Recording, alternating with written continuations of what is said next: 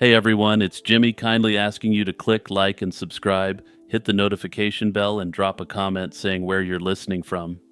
This really helps my channel out in the algorithm and ensures that historical content keeps on flowing. Picture the Shield Maiden. She stands on the deck of a longship, wind whipping through her braided hair, axe in hand, eyes fixed on a foreign shore. This image, popularized by shows like Vikings, has become a powerful symbol of the Norse world. It's a vision of a society so fierce that some of its women were warriors, equal to men in both courage and combat. The Shield Maiden we see on screen is a modern creation, forged from centuries of myth, literary invention, and a few tantalizing fragments of evidence.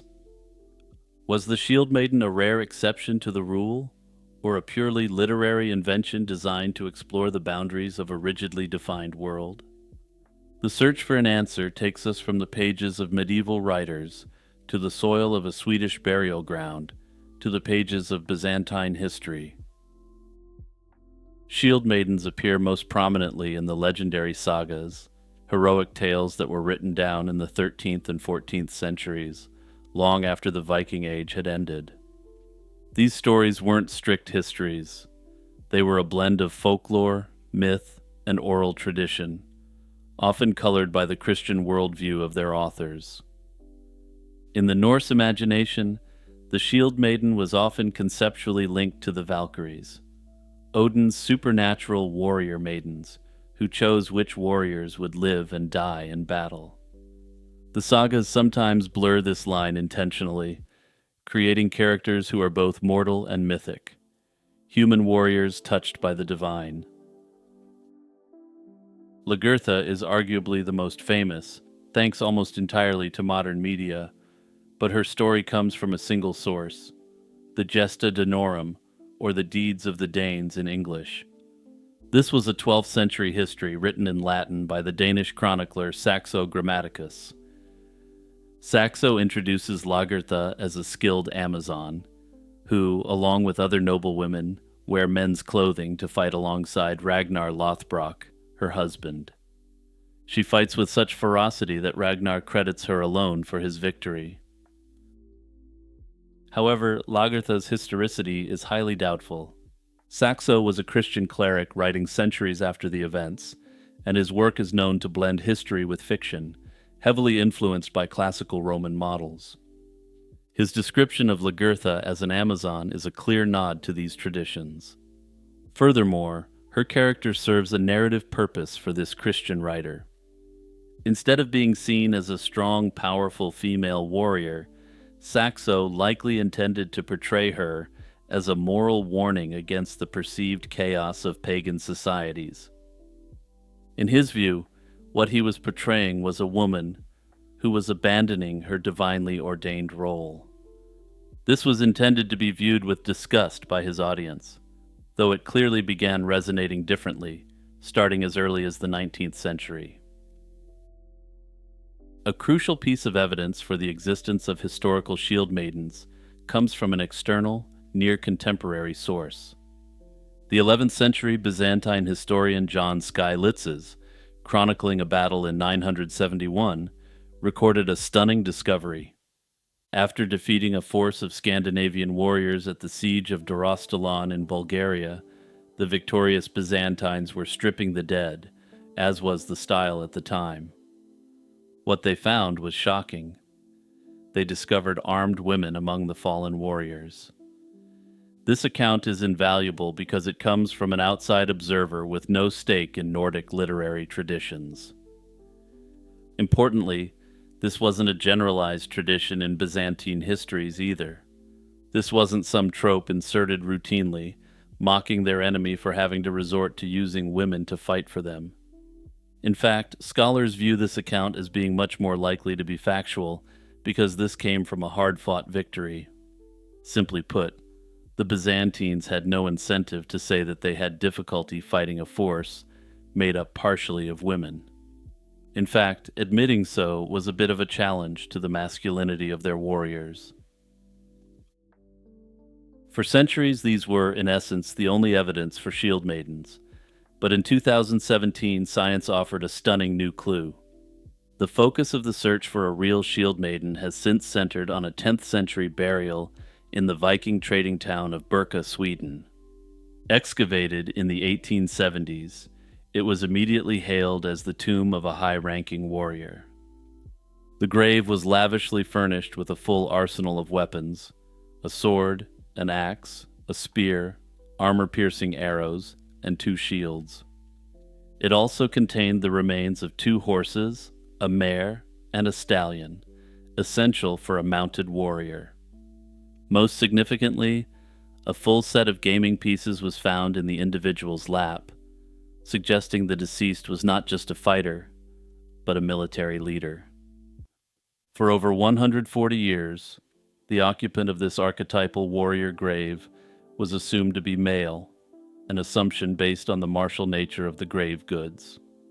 Given that every other Viking grave like this that's ever been found has been associated with a male, this of course was a sensible conclusion, but it was very wrong. Bone analyses in the 1970s and again in 2014 suggested the skeleton was female, but these findings were largely dismissed by the academic community. The paradigm shifted when a team of researchers published the results of a genomic study. DNA extracted from a tooth and an arm bone proved conclusively that the individual possessed 2 X chromosomes and no Y chromosome. The high-ranking warrior of Birka was, in fact, a woman. The revelation ignited a firestorm of academic debate. Skeptics raised objections. Perhaps the bones had been mixed up with another burial over the centuries since their excavation, or maybe the weapons were simply symbolic heirlooms. The research team noted that the grave goods were arranged in direct spatial relation to the female skeleton, and that the burial completely lacked any traditionally female artifacts. In the end, the truth of the Shield-Maiden likely lies in the space between myth and reality. The Shield-Maiden, as a common, recognized class of warrior fighting in shield walls alongside men, is almost certainly a literary invention of the sagas and later writers. Yet, the powerful converging evidence of the Swedish grave and the Byzantine account demonstrates that individual women likely did take up arms on rare occasions. At present, the discovery of new primary sources or new archaeological evidence may one day shed more light on this Norse historical mystery. On June 20th, 1941, a team of Soviet archaeologists in Samarkand, Uzbekistan, cracked open the heavy stone sarcophagus of one of history's most feared conquerors. Legend claims they found a chilling inscription: "When I rise from the dead, the world shall tremble." Just 2 days later, Germany launched Operation Barbarossa, the surprise invasion of the Soviet Union. Coincidence, of course, but the story perfectly captures the terrifying, almost supernatural reputation of the man in that tomb. Timur, known to the West as Tamerlane. His life's ambition was to restore the glory of the Mongol Empire, a goal that required him to match the conquests of its founder, Genghis Khan. But to truly succeed, he needed more than just a peerless army.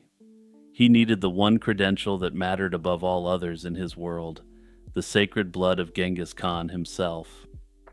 The question of whether he possessed this golden lineage is more than a matter of genetics.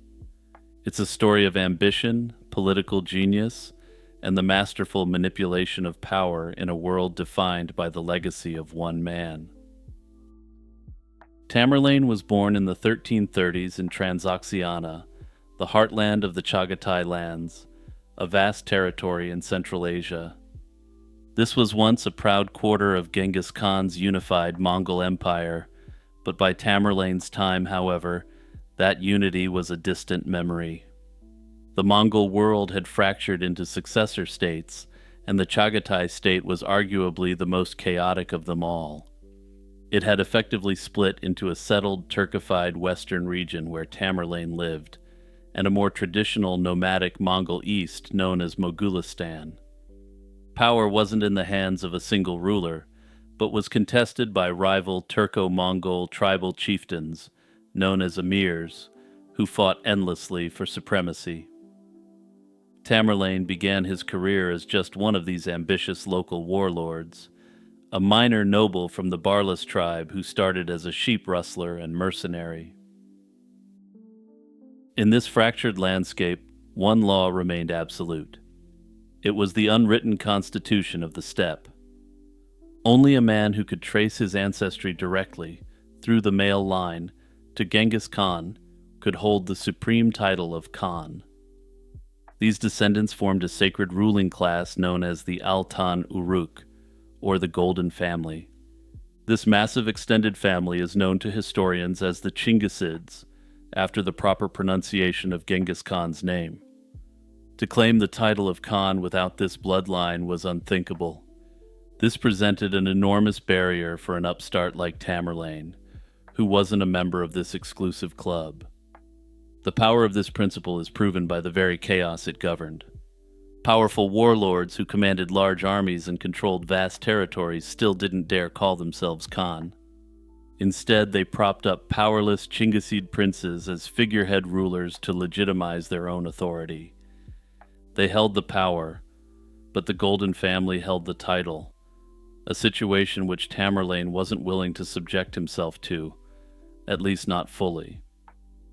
While he would never claim the title Khan himself, he figured out a way to claim something equivalent, and perhaps even better.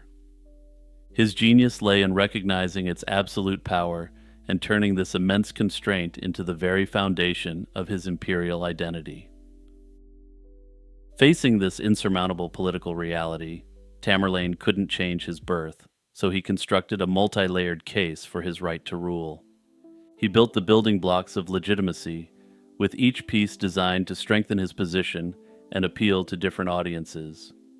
His first and most historically sound claim came from his paternal lineage. Tamerlane was a member of the Barlas, a prominent Turco-Mongol tribe. Crucially, the Barlas were not complete outsiders. They were originally a Mongol clan that had been part of the early confederation that formed around Genghis Khan. Medieval sources, including the Mongols' own secret history, confirm that the Barlas and Genghis's Borjigin clan were related. They were considered subclans that shared a common male line ancestor named Tumbanai Khan. This made Tamerlane a distant cousin of the Chinggisid lines. It was a legitimate connection that placed him firmly within the Turco-Mongol aristocracy. It gave him a vital foot in the door, but it wasn't a direct line of descent from Genghis Khan. Essentially, it granted him enough legitimacy to have status, but not sovereignty in his own right. His second claim, through his mother, was far more ambiguous, and likely a work of propaganda. Some court historians suggested his mother may have been a descendant of Genghis Khan, while other accounts linked her to legendary Persian heroes or holy men. The fact that the story kept changing suggests it was a flexible tool, tailored to impress different audiences, be they Mongol traditionalists, Persian subjects, or the clergy. This claim was also important because ultimately, it did make him a direct descendant of Genghis Khan, just through his daughters rather than his sons. Tamerlane's third claim, however, was his political masterstroke. In 1370, after a long and bloody rivalry, he defeated the ruler of Transoxiana, his own brother-in-law Emir Hussein. As the victor, Tamerlane took Hussein's widow, Sarai Mulk Khanum, as his own principal wife. Sarai Mulk Khanum was a direct, high-ranking descendant of Genghis Khan. This marriage was a calculated and transformative political act. It didn't change the blood in his veins, but it formally and undeniably grafted him onto the imperial family tree. In fact, according to accounts he pushed to the Mongol aristocracy, this was more of a coming home than anything, since he claimed maternal descent from a daughter of the great Khan. With his legitimacy portfolio established, Tamerlane put his strategy into action. He meticulously respected the ultimate political taboo and never called himself Khan. He ruled with the title of Emir, meaning commander or prince. To satisfy the rigid requirement of a Chinggisid on the throne, he maintained a series of puppet Khans, in whose name official decrees were issued and coins were struck. This maintained the crucial fiction of Chinggisid rule, allowing Tamerlane to wield absolute power without ever claiming the forbidden title. His marriage to Sarai Mulk Khanum, however, allowed him to adopt a title that was, in practice, just as powerful. He styled himself as the Gurkhan, meaning the royal son-in-law, and this unusual title became the cornerstone of his imperial identity. He even named his dynasty the Gurkhani, the royal in-laws, explicitly advertising his connection to the house of Genghis Khan as the very basis of his state. The title was a brilliant solution to an impossible political problem. It allowed a non-Chinggisid to wield supreme, Khan-like power by leveraging the prestige of the Golden Family itself. In a world of powerless puppet Khans, being the all-powerful son-in-law made him the true master. The scholarly consensus is clear and unwavering. Tamerlane was not a direct paternal descendant of Genghis Khan. His paternal line was a branch of the family tree that split off long before Genghis was born. The claim that his mother was a direct descendant of the Great Khan is likely a fiction too. However, even if it was true, this wouldn't have made a difference, because this wouldn't have made him a Chinggisid prince regardless. Tamerlane's true genius wasn't in his bloodline, but in his profound understanding of the political culture he inhabited. He saw that the legacy of Genghis Khan was an immutable force of nature, and instead of trying to break it, he ingeniously bent it to his will. He was a conqueror on a scale few have ever matched, a ruthless pragmatist who built pyramids of skulls outside the cities he sacked. Yet, unlike Genghis Khan, who created a durable administrative system that long outlived him, Tamerlane's empire was a personal possession. It was built on personal loyalty to him and designed to funnel the wealth of the world to his magnificent capital at Samarkand. Because it was his and his alone, it fractured almost immediately upon his death in 1405, existing as a fragmented rump state for the next century. In the end, the man in the Samarkand tomb wasn't a son of the Golden Family by birth. He was an outsider who, through sheer force of will, brutality, and unparalleled political cunning, forced his way into the family portrait. He proved that while it was best to be born with the blood of a Khan, it was possible to conquer large portions of the world by forcibly marrying into the family. Hey everyone, Jimmy here with a reminder to hit the notification bell and drop a comment. Also, don't forget that you can support my work for as little as $1 a month through the YouTube membership by clicking that join button or through the Patreon. In the spring of 802 AD, after decades of brutal warfare, a surrender took place that should have ended a conflict, but instead sealed a people's fate. The great Emishi chief, Aterui, a brilliant commander who had once humiliated the armies of the Japanese emperor, walked into the camp of his enemy. This was the Yamato general Sakanue no Tamuramaro. It wasn't a surrender in defeat, but a calculated bid for peace for his people. Tamuramaro, a warrior who respected his foe, argued for clemency, hoping to use Atarui's authority to govern the newly conquered north. But the court in the distant capital of Heian saw things differently. They saw a symbol too dangerous to live. Atarui and his top lieutenant were taken far from their homeland, and in a stunning betrayal, were executed. This single act reveals the heart of the Emishi story. They weren't simply barbarians on the edge of civilization. They were a complex and formidable people who represented the last major obstacle to the unification of Japan under the Yamato Emperor. Their long struggle against the imperial state was a clash of worlds that didn't just define a border, but forged an empire. To the courtiers and scribes of the imperial court, the world was divided into two parts: the civilized center under the emperor's divine rule, and the barbarian periphery. The Emishi were the quintessential other on their northern doorstep.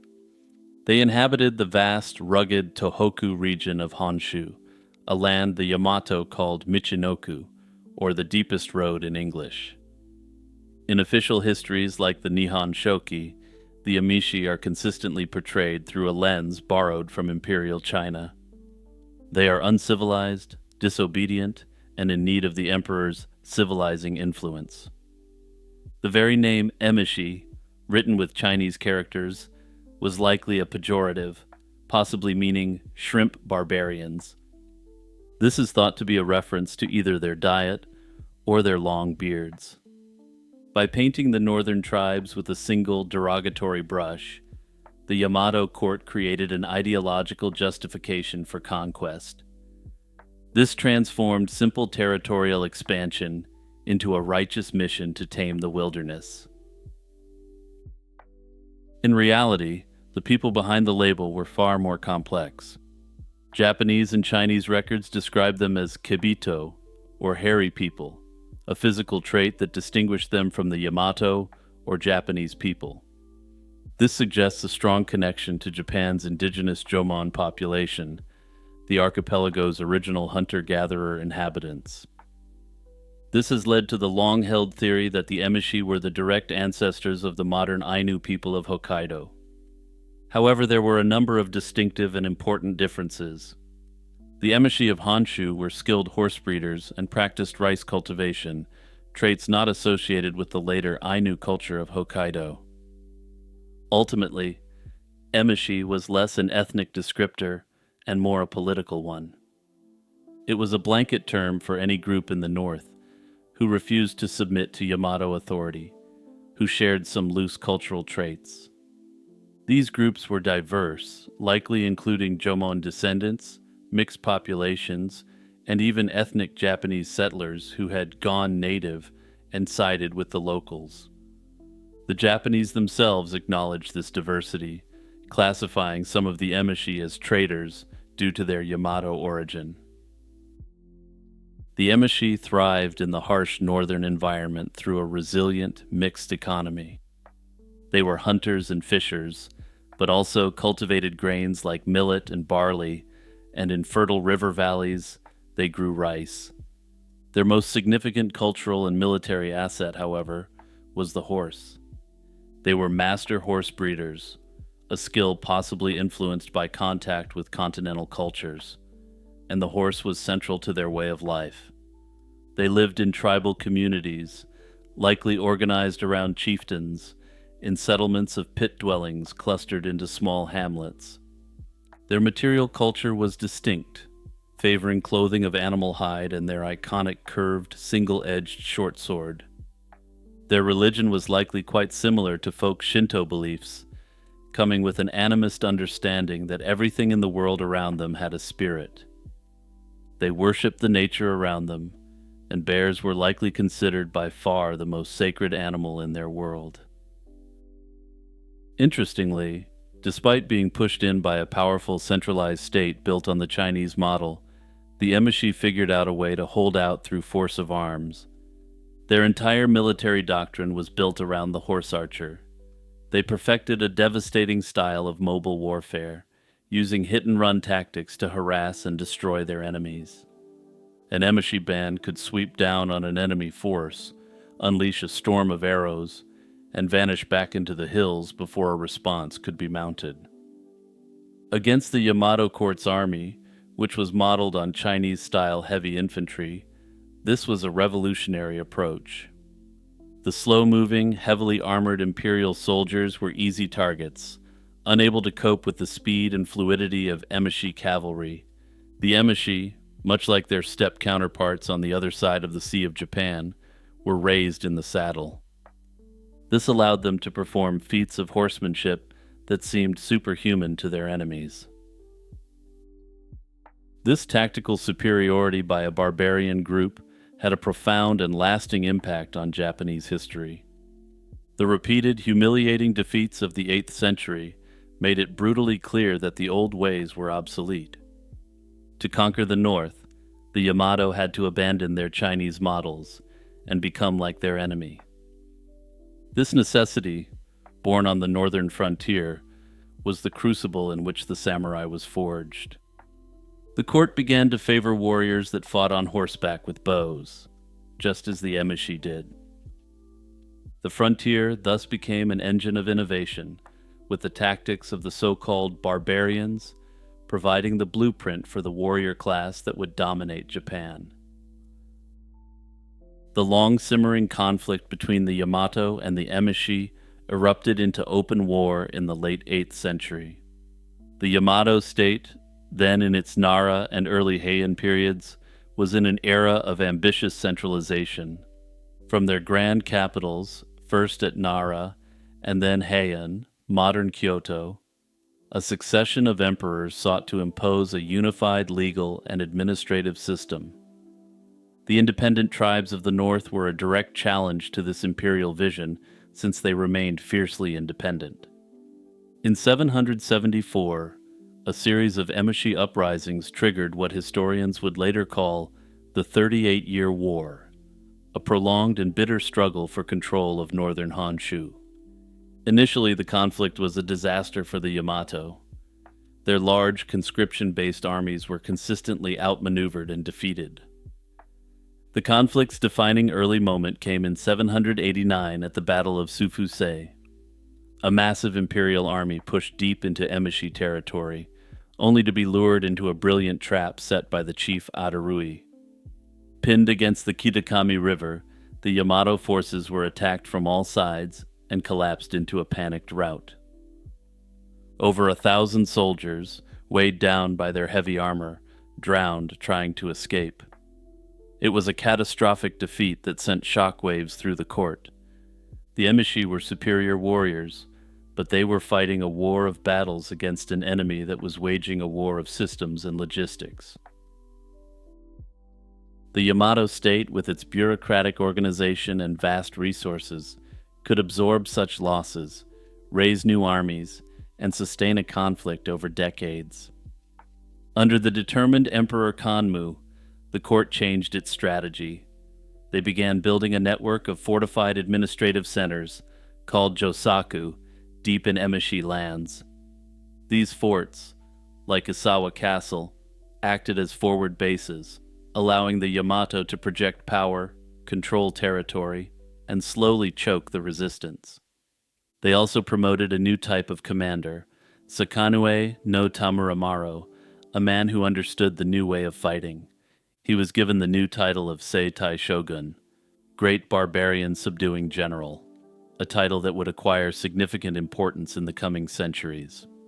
In 801, Tamuramaro led a 40,000-strong army north in a final, overwhelming campaign that broke the back of the Emishi resistance, leading to Adarui's surrender the following year. As the chief of the powerful Isawa Federation, Adarui emerged as the central figure of the resistance. He was a military genius who united the northern tribes and defied the full might of the empire. His stunning victory in 789 transformed him from a regional leader into the living embodiment of Emishi strength and independence. His nemesis, Sakanue no Tamuramaro, was his mirror image, a brilliant general from a family of Chinese origin who represented the adaptable, relentless power of the Yamato state. For years, Adarui held him at bay, but Tamuramaro's campaign of attrition and fortification gradually wore down the Emishi. The construction of Fort Isawa in the very heart of Adarui's homeland was the final checkmate.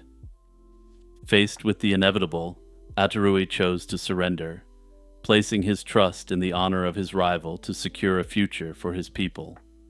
That trust was betrayed by the court, but Adarui's story was far from over. While Tamuramaro was celebrated and eventually believed to be the avatar of a Buddhist god, Adarui underwent a strange and telling transformation in folklore. The historical human leader was recast as a supernatural monster, a great demon king who controlled the north of Honshu. In popular legends, the 38-year war was no longer a human conflict, but a mythic battle between the heroic Tamerlane and a terrifying Oni. This was a testament to the profound fear Atarui had inspired. To be a worthy opponent for their greatest hero, he couldn't have been a mere mortal. In the end, the Japanese turned the very real men on both sides of the conflict into supernatural entities. Tamerlane was an avatar of a sophisticated Buddhist god of war, while Atarui was the chaos of nature turned into a virtually unconquerable demon king. In a way, this was a coping mechanism. Barbarians weren't winning on their own. They were led by a minor god. The end of the war in the early 9th century marked the beginning of the end for the Emishi as a distinct people on Honshu. Their fate fractured along three paths, and many who submitted were simply assimilated. They were settled into new administrative districts and were often enlisted into the Yamato military to help pacify the remaining hostile groups. Over generations, they intermarried with Japanese settlers and were absorbed, their ancestry becoming a component of the modern people of the Tohoku region. Notably, this fact is still visible in genetic studies today. Other Emishi chose exile over submission. They fled north across the Tsugaru Strait to Hokkaido, leaving their horses and rice paddies behind. Some believe that these refugees are the primary ancestors of the Ainu. If this theory is true, in the relative isolation of their new island home, their culture evolved differently, leading to the distinct identity of the Ainu people. As for when the Emishi fully disappeared as a distinct group on Honshu, this isn't fully known. Scholars believe that the last Emishi villages were likely fully assimilated by the late 12th century. Notably, in literary works starting in the 13th century, the Emishi are used to describe ancient barbarians of the north. This reference suggests that by that time they were a distant and nearly forgotten memory.